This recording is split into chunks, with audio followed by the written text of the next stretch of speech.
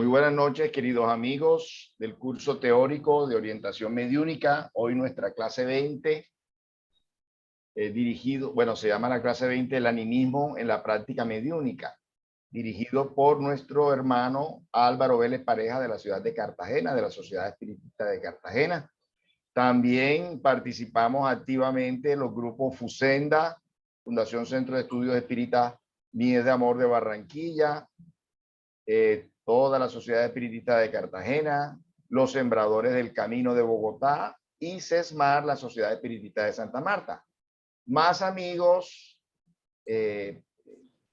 asistentes de otras partes de nuestra nación y de fuera de nuestra nación. Sean todos bienvenidos.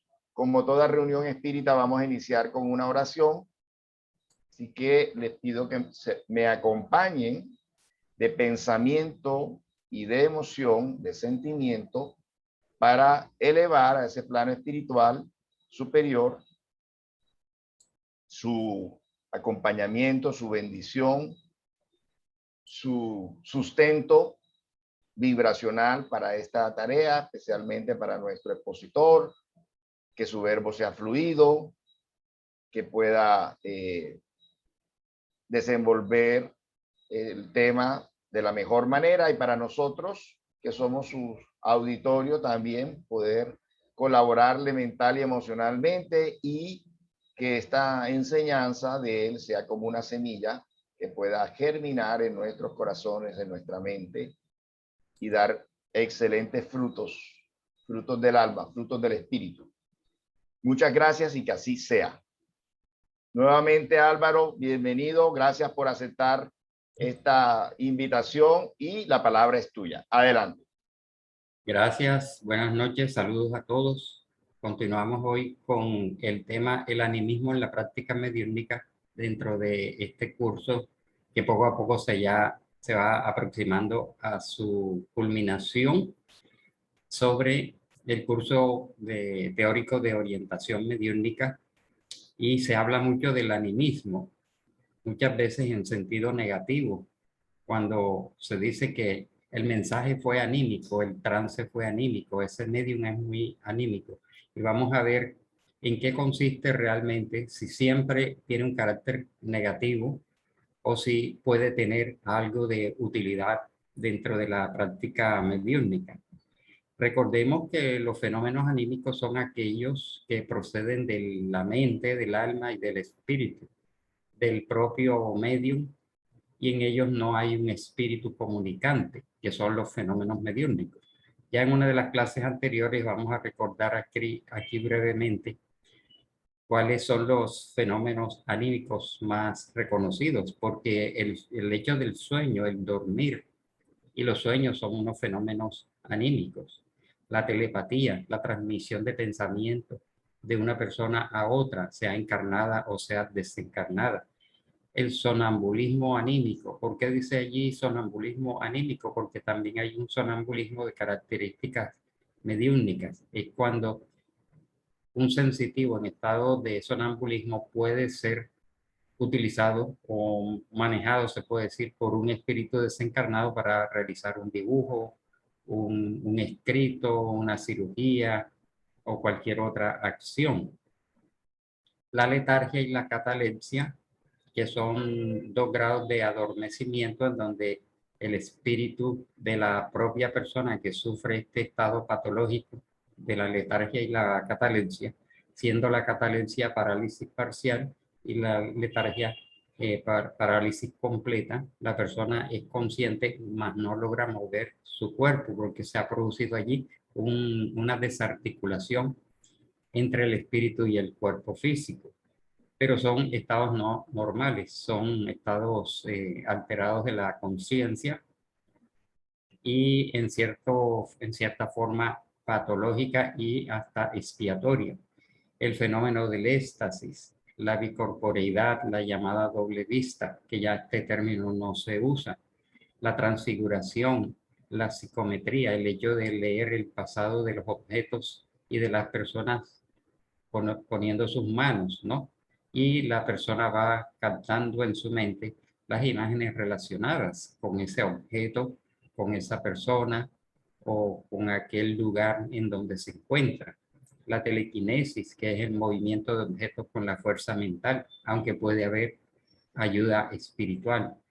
La clarividencia, la clariaudiencia, la precognición, la retrocognición, estudiadas por la parapsicología, en donde estos fenómenos pueden suceder sin que haya la acción específica de un espíritu. Sin embargo, los espíritus pueden contribuir a que el fenómeno se dé para obtener alguna utilidad, ¿no?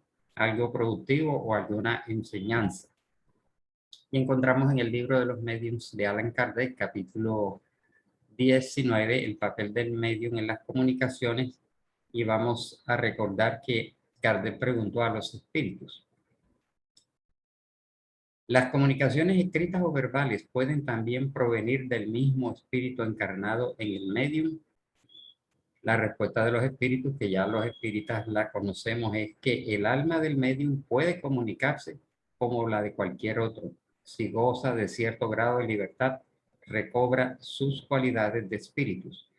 Vosotros tenéis la prueba en el alma de las personas vivientes que vienen a visitaros y a menudo se os comunican por la escritura sin que las llaméis, porque es menester que sepáis que entre los espíritus que evocáis los hay que están encarnados en la tierra. Entonces os hablan como espíritus, es decir, como si fueran desencarnados, y no como hombres. ¿Por qué quisierais que no fuese lo mismo con el alma del medio?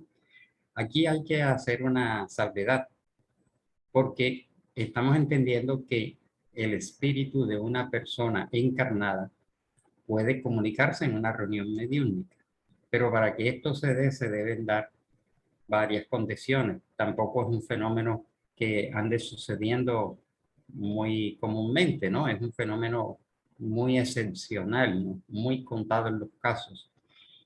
Y se tiene que dar si la persona, en primer lugar, está durmiendo o en un estado de inconsciencia o está anestesiado, que permita que su espíritu pueda salir.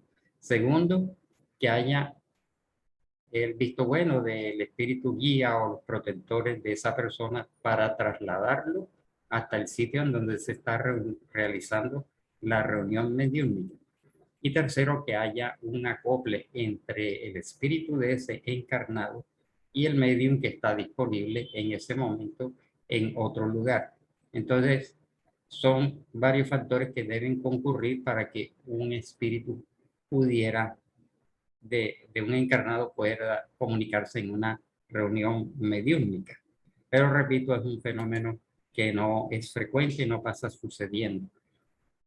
Y en la época de Kardec sucedía sin que se supiera en el momento que se trataba de un encarnado que estaba allí comunicándose. Pero de lo que se trata hoy no es si un encarnado en estado de desdoblamiento puede ir a una sesión y comunicarse, sino el espíritu del propio medium dar un mensaje. Es lo que se llama animismo en términos generales. Veamos. Dice así. Dice Kardec: esta explicación no parece confirmar la opinión de aquellos que creen que todas las comunicaciones emanan del espíritu del medium y no de espíritus extraños. ¿Por qué esta pregunta? Porque en la época en que surgió el espiritismo, muchos detractores, muchos opositores críticos por el lado de la ciencia, de la academia y de la religión, para demeritar lo que estaba sucediendo y lo que sucedía en las reuniones mediúnicas espíritas, decían que allí lo que estaba sucediendo era que se comunicaba el espíritu del propio medium. Prácticamente no lo consideraban como una comunicación mediúnica. E incluso decían que podía ser un fraude y que el medium estaba fingiendo, ¿no? Estaba simulando una comunicación de un espíritu cuando él estaba hablando de lo que él conocía y lo que él sabía. Respondieron: solo se engañan porque son absolutos, ¿no? Absolutos y radicales en sus afirmaciones.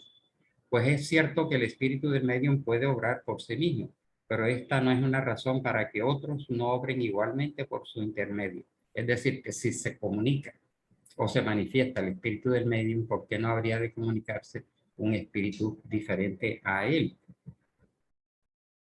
Bien, entonces preguntó Kardec, ¿cómo distinguimos si el espíritu que responde es del medium o es el de un espíritu extraño? Inteligente pregunta de Allan Kardec. Sí, porque, ajá, si ambas cosas pueden suceder, ¿cómo vamos a distinguir si se está comunicando un espíritu o si es el medium el que está dando el mensaje? Respuesta: en la naturaleza de las comunicaciones. Estudiar las circunstancias y el lenguaje y distinguiréis, sobre todo en el estado de sonambulismo o de éxtasis, es cuando el espíritu del medium se manifiesta, porque entonces es más libre.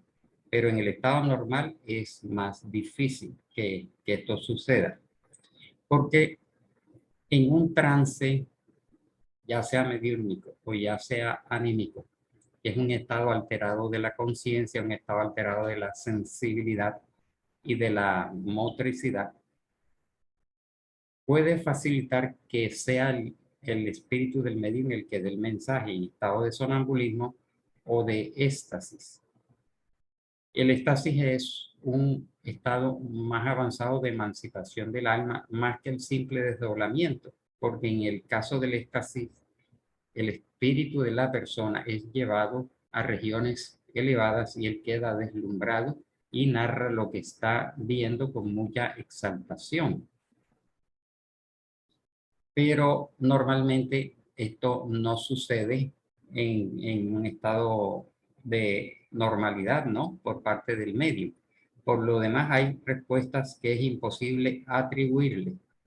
Esto pues lo observó muy bien Allan Kardec cuando se dio cuenta que ante las hermanas Baudin, que eran las médiums, que participaron en un buen porcentaje en los mensajes recibidos en el libro de los espíritus, más Roselina Jafet y Hermance Dufaux y otros, y la mayoría eran jóvenes que no tenían una mayor escolaridad, una mayor ilustración, y sin embargo se comunicaban espíritus de gran elevación que profundizaban en el campo de la ciencia, el arte, la filosofía, la religión, la historia, ¿no?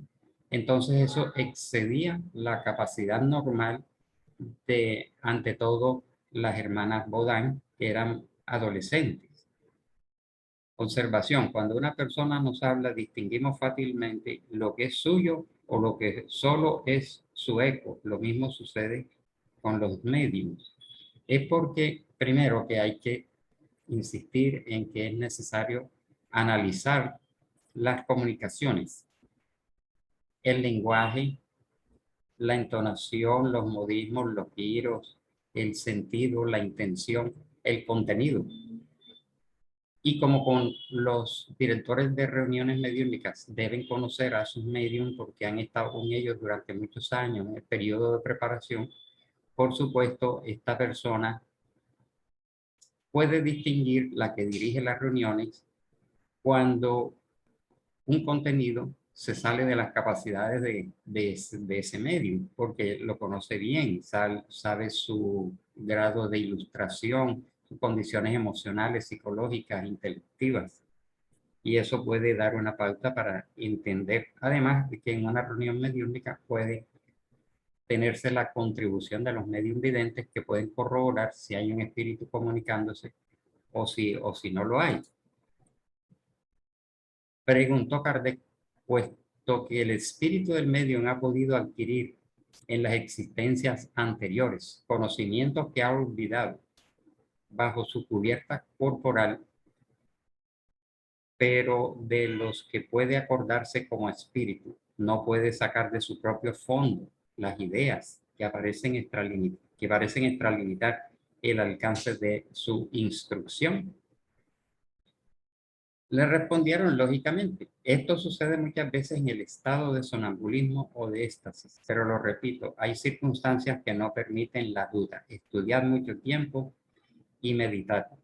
Y se pone el ejemplo de un medium que en una de sus reencarnaciones anteriores pudo haber sido, por ejemplo, un médico o un ingeniero o un músico.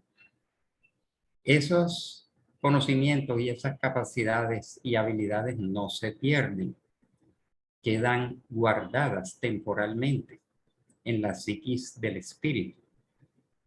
Y la persona por X o Y circunstancia en la siguiente reencarnación que viene con un compromiso, un deber, una expiación, en donde no le corresponde volver a tener ese estado de destaque en la ciencia, el arte, la cultura, sino que viene a desarrollar otros campos, por ejemplo, el campo moral o ético, etcétera, viene con atenuación de aquellos conocimientos profundos que tuvo en una reencarnación anterior. Y en un estado de trance pueden aflorar esos conocimientos y dar como si fuera un mensaje. Entonces, el mensaje parece provenir de un espíritu que dominó o conoce esa materia, pero puede suceder que está emanando del propio medio. En este caso, digamos que allí el animismo asume una posición, digamos, que puede ser benéfica, puede ser positiva, siempre y cuando el mensaje pues tenga una finalidad, tenga una profundidad o esté encaminado hacia el bien. Entonces hay circunstancias que no permiten la duda y esto indica que esto puede suceder. Bien. Pregunta, ¿las comunicaciones que provienen del espíritu del medium son siempre inferiores a las que podrían ser dadas por espíritus extraños? Respuesta lógica, siempre no, porque el espíritu extraño puede ser el mismo de un orden inferior al espíritu del medium, porque también se tiene esa tendencia popular a creer que los espíritus lo saben todo, lo pueden todo, tienen unos superpoderes. Y puede suceder, sin embargo, que el espíritu del medium tiene una mayor elevación y una mejor formación intelectiva o cultural que el espíritu que se está comunicando. ¿Y por qué puede suceder esto? Porque recordemos que en las reuniones clasificadas como para espíritus sufrientes y necesitados, o para espíritus obsesores o perturbadores, pues el medium puede estar en mejores condiciones, ¿no? O puede suceder al contrario, cuando se comunica un espíritu instructor. Sigue la respuesta. Se ve esto en el sonambulismo, porque lo más a menudo es el espíritu del sonámbulo el que se manifiesta. Y por lo mismo, el que dice muchas veces cosas muy buenas. Entonces, esto es relativo y realmente, como estamos viendo, puede resultar difícil en un momento dado, digamos, hacer la diferencia. También vamos a ver que lo que normalmente se atribuye al animismo como algo negativo es cuando el medium está en sus primeras etapas de desarrollo y afloran de él muchos contenidos psicológicos y emocionales, generalmente, que se mezclan con el mensaje del espíritu comunicante. En ese sentido, se piensa que el animismo es como algo indeseable, algo que interfiere, ¿no?, en el desarrollo mediúnico. Pero vamos a ver lo siguiente.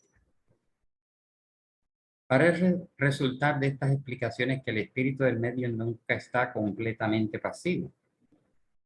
Entonces vemos que el espíritu del medio nunca está completamente pasivo, porque lo que el espíritu comunicante está transmitiendo se está filtrando a través de otras psiquis, a través de otro universo que es el alma del propio medio, ¿no? Que tiene su trayectoria, su memoria, su inteligencia, su imaginación, sus contenidos emocionales y psicológicos, y eso de alguna manera se puede mezclar con lo que el espíritu está transmitiendo. Y no hay un medium perfecto que no filtre algo de su propia personalidad, ¿no? Está pasivo cuando no mezcla sus propias ideas con las del espíritu extraño, en este caso el espíritu comunicante, pero no es nunca enteramente nulo. Su concurso es siempre necesario como intermediario, aun en los que vosotros llamáis mediums mecánicos. Entonces, no hay medium que esté exento de un animismo en su totalidad, porque os están participando sus conocimientos, sus estados emocionales, pueden participar sus ideas en mayor o menor grado. Y también, digamos que los conocimientos, lo que tienen su activado en su memoria, ¿no? Y el vocabulario, porque alguno podrá decir, no, pero dijeron que allí se estaba comunicando mi padre, pero es que mi padre no usaba esas palabras, pero recordemos que no es una mediunidad como si el medium fuera un autómata, sino que el espíritu está enviando las ideas, y las ideas sí pueden ser del padre o la madre o el familiar o el amigo de esa persona, pero que tiene que utilizar los recursos verbales del medio. Entonces se va, no es que ese no era la voz de él o de ella, no, no puede ser. Tendría que ser un trance profundo, completo, total, como un autómata. Y se va a escuchar el tono de la voz del medium y no tanto del espíritu comunicante. Pero si el trance es profundo, pues el espíritu a veces pues logra imprimir algo de su entonación. Entonces sigamos viendo qué más encontramos aquí. Este trecho de un mensaje, una respuesta que le están dando a Kardec, y dice así: cuando encontramos en un medium un cerebro poblado de conocimientos adquiridos en su vida actual y a su espíritu rico de conocimientos latentes obtenidos en vidas anteriores, lo cual nos facilita las comunicaciones. Nos servimos de él con preferencia, porque con él el fenómeno de la comunicación se torna mucho más fácil que con un medium de inteligencia limitada y de escasos conocimientos anteriormente adquiridos. Entonces aquí estamos viendo los dos elementos que a los espíritus prefieren cuando se trata de comunicaciones instructivas, ¿no? Primero, un cerebro ilustrado y segundo, un espíritu rico en conocimientos y en experiencias de vidas anteriores. Esto no quiere decir que los espíritus desprecien a los medios que no tienen un alto nivel cultural o un alto nivel de escolaridad, porque ellos son fraternos, son amorosos, son tolerantes, son comprensivos, conocen mejor que todos nosotros todos estos procesos, conocen muy bien a los mediums que están en una reunión y saben hasta dónde puede llegar un medium, hasta dónde, qué medium puede servir para una comunicación instructiva y qué medium está más alto para que se comunique un familiar.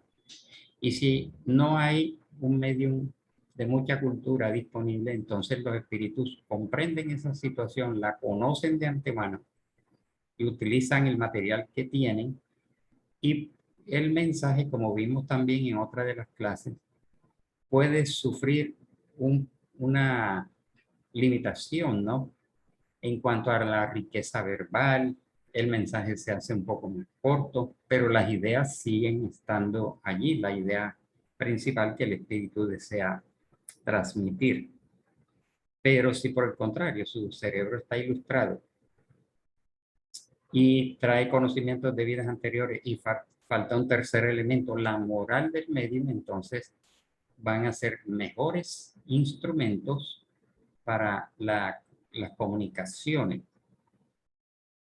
Entonces vemos todos estos elementos importantes a ser tenidos en cuenta.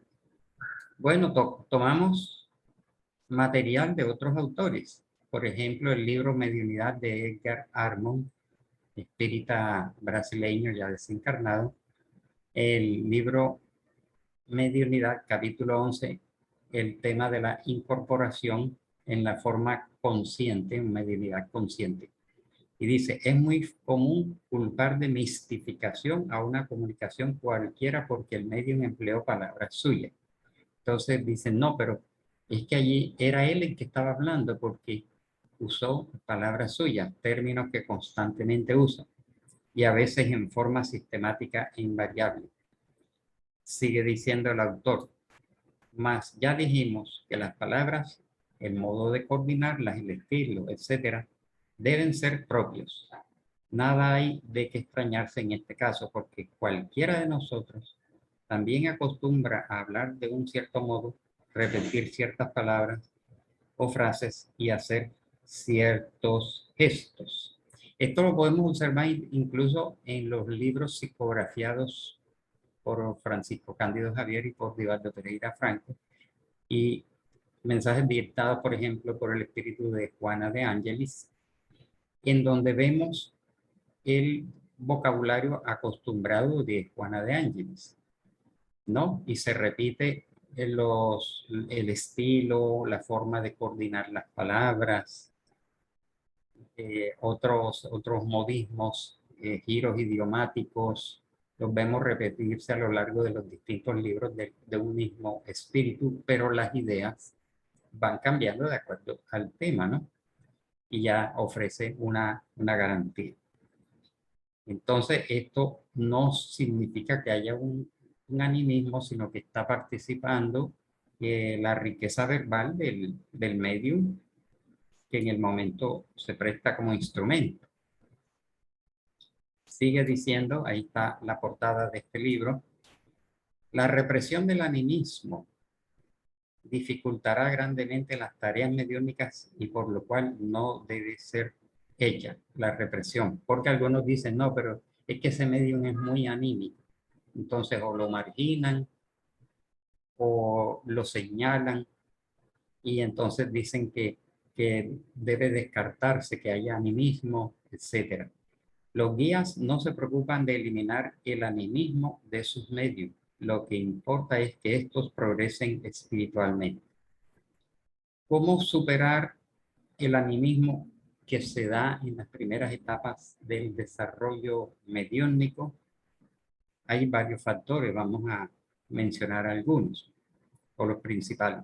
Primero, el ejercicio de la mediunidad, porque mientras más se ejercita el medium, bajo la coordinación de buenos directores de reuniones mediúnicas, el ejercicio va a facilitar que esta mediunidad se vaya depurando y gradualmente va a ir disminuyendo el porcentaje de animismo, que hay en las primeras etapas del desarrollo mediúnico, el porcentaje de animismo es muy alto, pero con el tiempo va disminuyendo y va aumentando la proporción de los contenidos que dicta el espíritu.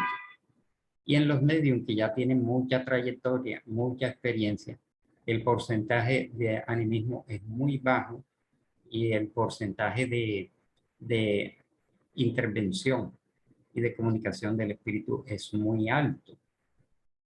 Entonces es una proporción inversa. Por eso la práctica dirigida debe continuarse y con el tiempo se va a superar este escollo. Segundo, el estudio, porque en la medida en que el medium estudie, se capacite, lea, medite, participe en talleres, seminarios, simposios, congresos, todo esto le va dando una riqueza intelectiva que va a facilitar las comunicaciones. Y el tercer elemento importante es la moralización del medio, la reforma íntima, que aunque es aplicable a todos los espíritus, mientras más se moralice el medio y trabaje en su propia transformación moral y ética y comportamental, eso va a contribuir a que disminuya ese porcentaje de animismo. Entonces son esos tres factores. Sigue diciendo este autor, esta forma de mediunidad consciente es la que más permite la interferencia de los factores subconscientes del medio, fenómeno al que se acostumbra a denominar anímico. Es decir, que mientras más consciente sea la forma de mediunidad, se presta más para que haya estos contenidos y estas filtraciones. No importa, repetimos, que entren en la transmisión elementos de forma o de fondo que vengan del propio medio, ya que es de su propia capacidad individual que se guarda la mejor o peor manera de transmitir la idea del espíritu comunicante. Sigamos entonces con este importante libro, muy recomendable también, Directrices de Seguridad, por José Raúl Teixeira y Divaldo Pereira Franco, respondiendo a una serie de preguntas y cuestionamientos y cuestionarios que le hicieron los trabajadores espíritas. En el capítulo 10, Escollos de la Mediunidad, se alternan las respuestas entre Raúl y Divaldo. Y aquí preguntan, ¿cuál es la diferencia entre animismo y mistificación? Y aquí aparece ya el concepto de mistificación. Y Raúl Teixeira responde, encontramos en el libro de los medios, más exactamente en el capítulo 19, ítem 223, a Allan Kardec discutiendo y presentando una cuestión muy importante y muy grave, que es la de la circunstancia en la que el espíritu del propio receptor, del propio medium, en estado de excitación de variado orden, transmite el mensaje o transmite su mensaje. Sigue diciendo así. En los procesos de regresiones de múltiples procedencias, el alma del encarnado se expresa, llora sus angustias, deplora sus amarguras guardadas en la intimidad. A este fenómeno en el que el propio espíritu del medium se expresa con cualquier tipo de expresiones, nosotros lo llamaremos como anímico, conforme lo expresa Allan Kardec en el libro de los medios. Aquí ya estamos viendo ese aspecto un poco indeseable, un poco incómodo, molesto, que se presta a dudas cuando en las primeras etapas del desarrollo mediúnico afloran mucho los estados psicológicos y emocionales guardados en la intimidad del medium, que pudiera dar la impresión de que se está comunicando, por ejemplo, un espíritu sufriente que está llorando, o que está alterado o que está deprimido, porque allí están aflorando esos estados del medium, pero que los va a ir superando, como dijimos, con la práctica, el estudio y el crecimiento moral y espiritual, ¿no? Y en la medida en que se ejercite, pues va a ir superando todos estos contenidos y cada vez va a notarse una mayor acción del espíritu comunicante. Y aquellos otros fenómenos a través de los cuales entidades espirituales se manifiestan a través de medios y dicen ser personalidades que verdaderamente no las fueron en la tierra, a eso los denominaremos como mistificación. Allí ya entonces hay un fraude inconsciente. ¿Por qué inconsciente? Porque no procede del medium, sino del espíritu que pretende engañar haciéndose pasar por otro personaje de la antigüedad o personajes famosos. Eso es mistificación.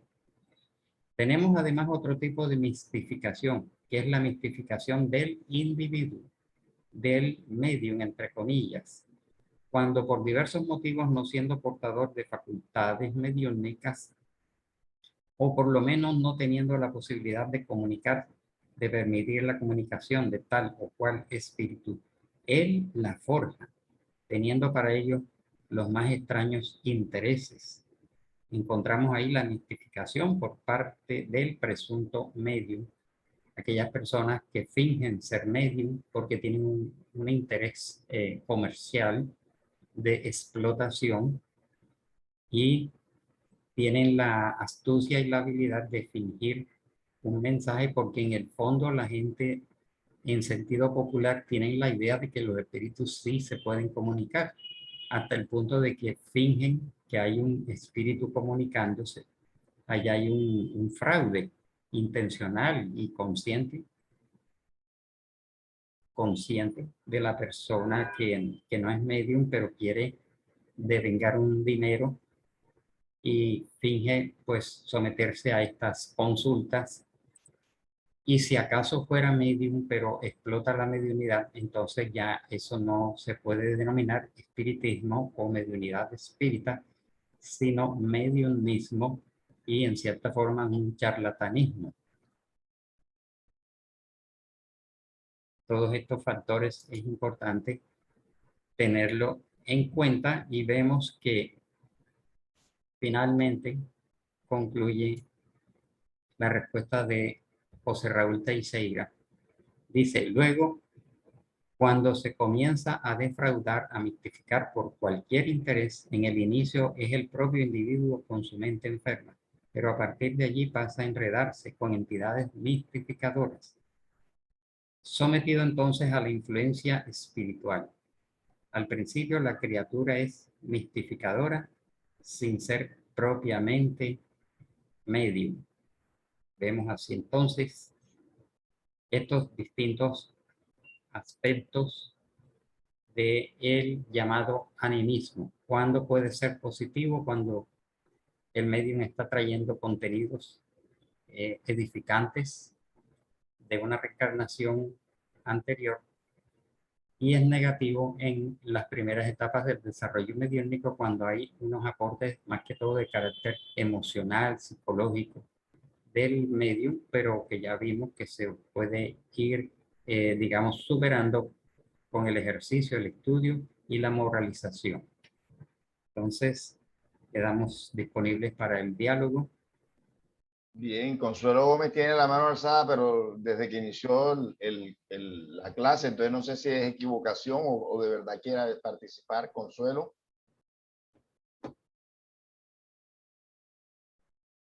Bueno, Enrique Benedetti. Sí, gracias, Adelito. Profe Álvaro, es lo siguiente. En el listado de los fenómenos anímicos, no está en ese listado los fenómenos paranormales. Entonces, no sé si esos fenómenos paranormales existen de verdad o esas son creencias que se ha inventado la gente. Pero en días pasados sucedió lo siguiente. Una señorita fue llamada por su mamá a la hora del almuerzo para que pasara a la mesa y entonces ella cuenta que cogió una servilleta y se retiró el labial y dejó la servilleta encima de la mesa. La servilleta empezó a moverse alrededor de toda la mesa sin ninguna explicación. Y cuando la mamá se asomaba, porque la muchacha la llamó, la servilleta se quedaba quieta. Otra vez la mamá se metía a la cocina y ella cuenta que la servilleta volvía otra vez a moverse en toda la mesa. Entonces yo me puse a revisar sus clases y de pronto ahí lo que hay es un espíritu burlón o de pronto un espíritu duende, porque pues eso no tiene ninguna explicación. No sé usted qué opine, doctor Alvarito, si eso de los fenómenos paranormales, en verdad eso existe y tiene alguna relación con lo que estamos viendo de los fenómenos anímicos o es algo totalmente aparte. Gracias. Bueno, es precisamente esta terminología de fenómenos paranormales dentro de un campo investigativo que es la parapsicología, que se ocupó más que todo de los fenómenos paranormales, que fueron exhaustivamente investigados por Joseph Van Rijn, el fundador de la parapsicología, y todos los continuadores, y cómo esta disciplina científica se esparció por Norteamérica y Europa y Suramérica, en Brasil y Argentina, estudiando todos estos fenómenos, pero no considerando que fueran de carácter mediúnico, ¿no? sino efectos de la mente, de la psiquis y de las energías. Y dentro de esos fenómenos estudiaron el de la telequinesis, que es la capacidad de mover objetos con la mente. Pero cuando ya se da un fenómeno en donde hay un movimiento inteligente, como lo destacó Allan Kardec, porque Allan Kardec decía, si un objeto, digamos, se mueve erráticamente, se puede pensar que es el magnetismo o es la mente de las personas que están en la reunión. Pero cuando ya este objeto empieza a tener un movimiento inteligente, ya hay que pensar que además del magnetismo de las personas, está siendo dirigido por un espíritu desencarnado, porque refleja una inteligencia, una lógica, una racionalidad. Entonces, fenómenos como la retrocognición, la precognición, la clarividencia, la clariaudiencia, la telequinesis son considerados fenómenos paranormales investigados por esta rama científica. Hubiera sido bueno que hubieran tomado una cámara y hubieran filmado todo el fenómeno, pero sin estar allí y sin ver un video, pues es muy difícil decir. Parece que según lo que se describe, la servilleta tenía un cierto movimiento inteligente que parecía obedecer a una mente que estaba intencionalmente dirigiéndola, utilizando para eso las energías de las personas encarnadas que estaban allí. Pero es como una respuesta general en donde no se puede precisar, ¿no? Qué fue lo que realmente sucedió y habría que hacer una investigación, pero no quedaron registros, sino lo que las personas narran. Pero el término paranormal es aplicable incluso hacia la mediunidad. En la lista que pusimos de fenómenos anímicos también se pueden llamar todos fenómenos paranormales y a la propia mediunidad la llaman también como fenómenos paranormales. Actualmente, pues como todo el mundo tiene sus celulares, sus teléfonos móviles, todo el mundo tiene cámaras para filmar, pues todos estos fenómenos van quedando registrados y hubiera sido bueno, pues que quedara un registro para poder ser analizado. Pero se les aplica el nombre de fenómenos paranormales a todos los fenómenos que hemos mencionado. Bien. Ah, bueno, listo. Muy amable. Okay. María Claret Montes de Venezuela, ¿por qué el término doble vista está en desuso? Está en desuso porque no se utiliza, porque no se usa, ¿no? Porque más que todo se refería a una forma de clarividencia, en donde la persona está viendo lo que está a su alrededor y a la vez está viendo algo que está sucediendo a una gran distancia o puede estar viendo a los espíritus, ¿no? Entonces ya hoy se dice o mediunidad vidente, si se ve en espíritu, y clarividencia si se ven escenas en la distancia o a través de cuerpos opacos o distantes en el tiempo. Entonces, o se menciona como videncia o clarividencia. Muy pocas personas hoy dicen doble vista, pero podrían utilizarlo. Solo que ya quedó más práctico decir videncia para ver si se ven espíritus y clarividencia si se ven escenas distantes en el tiempo o en el espacio. Hay un comentario escrito de Rubén Hernández de Cartagena. Podríamos decir entonces que en la actualidad el animismo no es aceptado o se rechaza este tipo de manifestación porque se piensa que el medium se aprovecha para atacar o juzgar a la persona al cual se está dirigiendo el supuesto mensaje.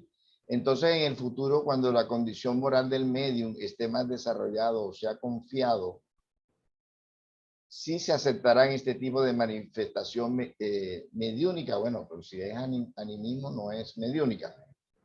¿Qué dices, Álvaro? Sí, como vimos a través de los distintos autores, no es que se reprima o haya que rechazar y señalar los fenómenos anímicos, porque a veces decimos, es que ese mensaje fue anímico porque estaba dirigido a mí, y es porque ese medium o esa medium sabe mi problemática y me la estaba diciendo. Si un medium espírita hace eso intencionalmente, está cometiendo una falta, ¿no? Por la cual responderá, porque no se espera que un medium espírita, conociendo la situación de una persona, se la esté aprovechando en un supuesto trance para decirlo. También puede ser que se está comunicando un espíritu que conoce a la persona, quiere darle un consejo, pero genera desconfianza porque de pronto no es un trance completo, no es una incorporación, un fenómeno de inconsciencia, y puede entonces dar esa malicia, esa creencia de que ella me lo estaba diciendo. Allí no había ningún espíritu, sino que me lo estaba diciendo porque ella conoce o él conoce mi situación. Pero sin detenernos mucho en este aspecto negativo, lo que hay que trabajar en los grupos medínicos es en la superación de esas primeras etapas y no tomárselo tan a pecho cuando algún mensaje que sí puede venir de un espíritu, alguien que me viene a dar un consejo, no pensar que es el medium o la medium que me lo está diciendo porque me conoce. Entonces hay que ponerse por encima de eso y seguir trabajando en superar todas esas etapas. Bien. José Maldonado ha activado el micrófono. No sé si quieres preguntar algo, José Maldonado, desde Guatemala. Sí, sí, muchas gracias. Yo quisiera preguntarle sobre el fenómeno del sonambulismo. Cuando está un sonámbulo, el espíritu comunicante usa la voz del sonámbulo, o el espíritu del sonámbulo da el mensaje del espíritu comunicante. Muchas gracias. Bueno, se utiliza la palabra sonambulismo en varios sentidos. Primero, aquellas personas que se levantan dormidas y caminan y se les dice sonámbulo.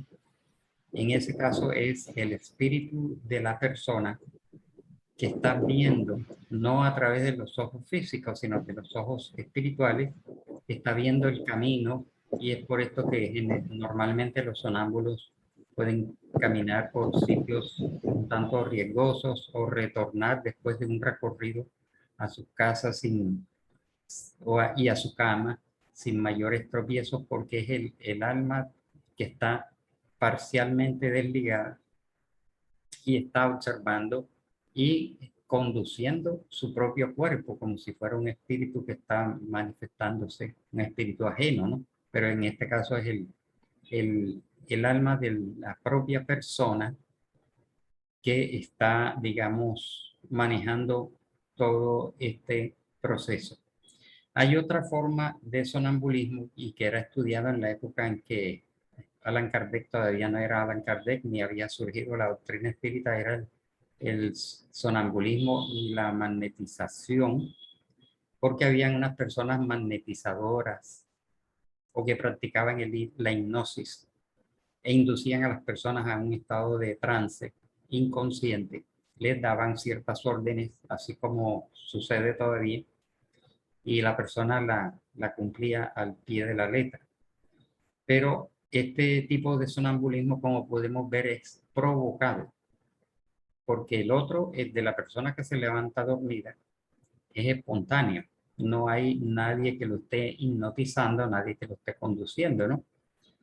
Pero se practicó mucho en la época previa al espiritismo y después durante el espiritismo, el inducir por sugestión mental a las personas a que cayeran en un trance e hicieran ciertas actividades, ¿no? O que se pusieran rígidas, o que cantaran o bailaran, etc. Pero también existe el sonambulismo mediúnico, que es que cuando el alma de la persona está desligada parcialmente del cuerpo, puede haber una intervención de un espíritu que toma, por decirlo así, toma entre comillas, el organismo de ese sensitivo para hacer un dibujo, para tocar un instrumento, para escribir un mensaje, para hacer una cirugía física como hacía el medium espírita brasileño C. Arigo, que era un medium sonambúlico con mediunidad incluida, porque era tomado por el doctor Fries.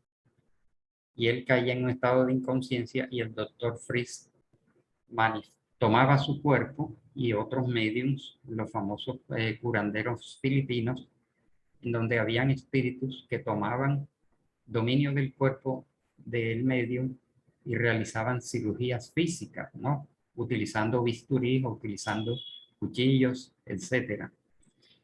Y en otros casos, un poco más comunes, es donde el espíritu del medium, el espíritu del medium, y estando desligado del cuerpo parcialmente, el cuerpo es tomado por un médico y ese médico conduce al medium que va en un estado de inconsciencia hacia la presencia de una persona que está acostada y le aplica un pase o le impone las manos y le transmite energías curativas, ¿no?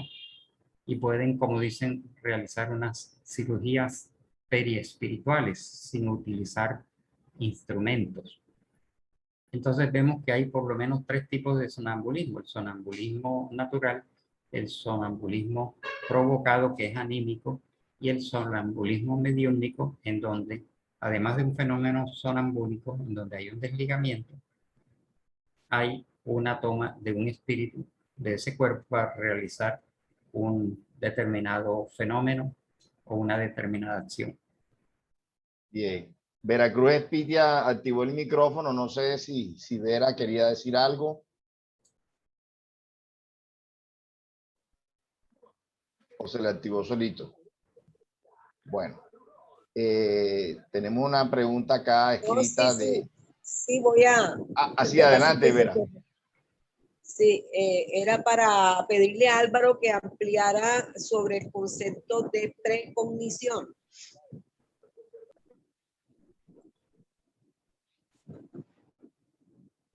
Exactamente, en los fenómenos de los estudios de parapsicología,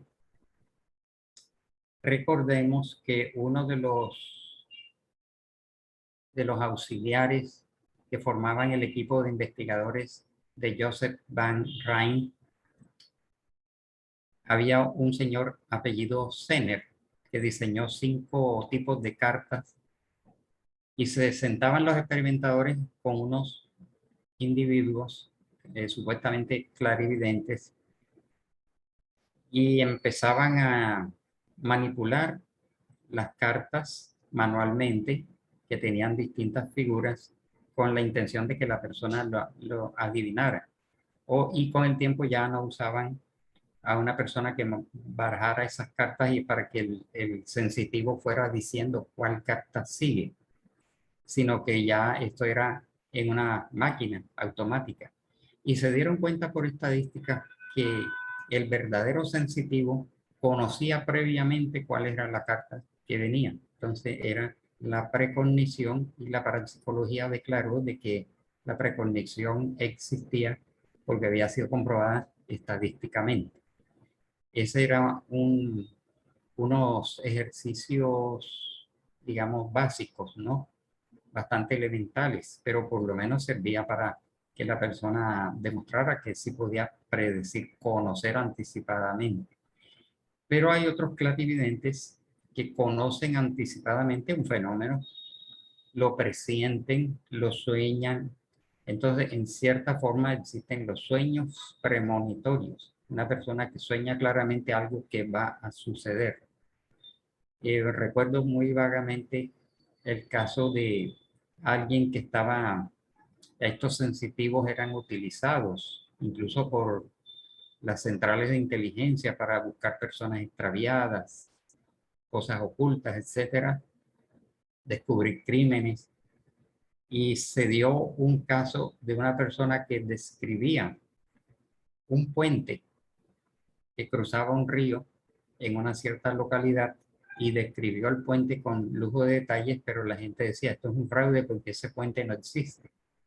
Y años después el puente existió, fue construido exactamente. Entonces, Se dieron así varios ejemplos de personas que veían anticipadamente algo que iba a suceder. Y muchas personas tienen una cierta premonición de cosas que pueden suceder, aunque allí puede haber también una acción de un espíritu que quiere colaborar, quiere advertir. Y en cierta forma los distintos profetas en cierta forma tenían este tipo de facultad de precognición o premonición. Y la retrocognición es cuando se trasladan hacia hechos pasados. Bien.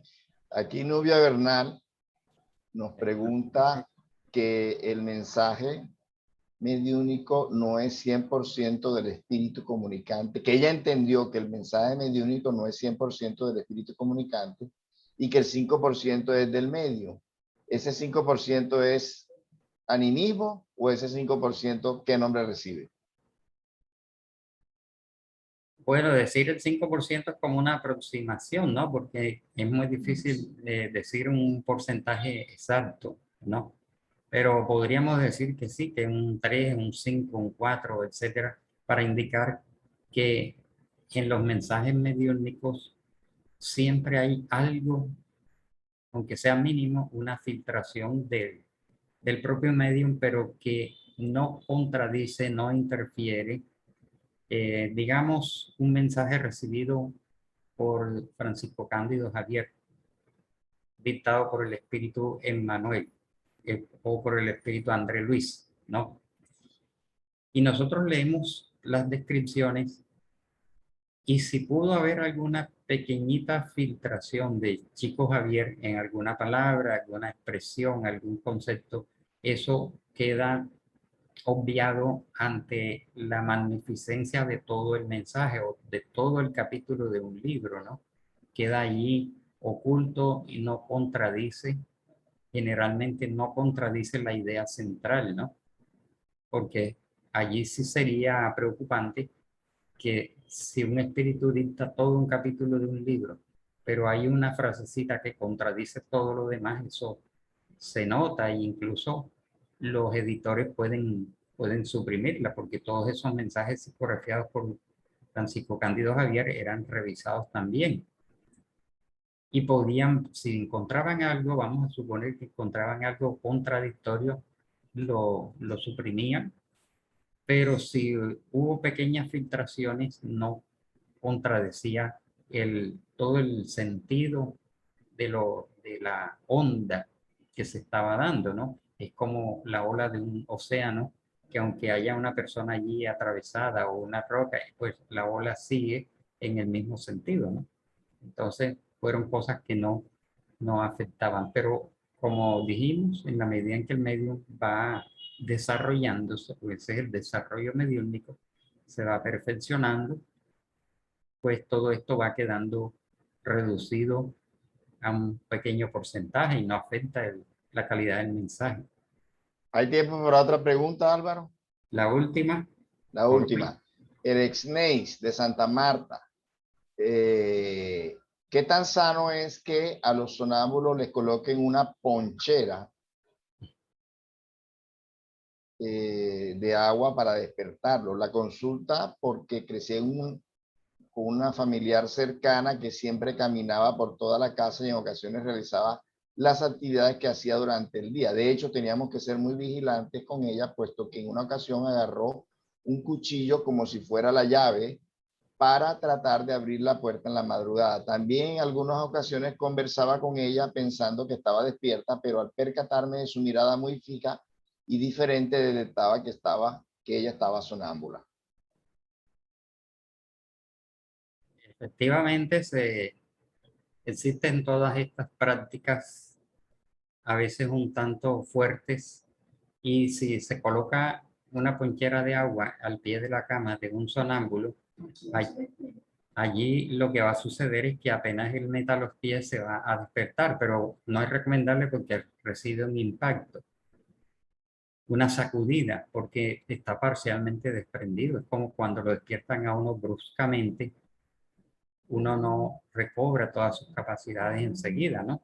y puede quedar con un dolor de cabeza, o la persona queda, cuando nos despiertan, quedamos malhumorados, con una pesadez, un dolor de cabeza y molestos y no nos recuperamos tan rápidamente, ¿no?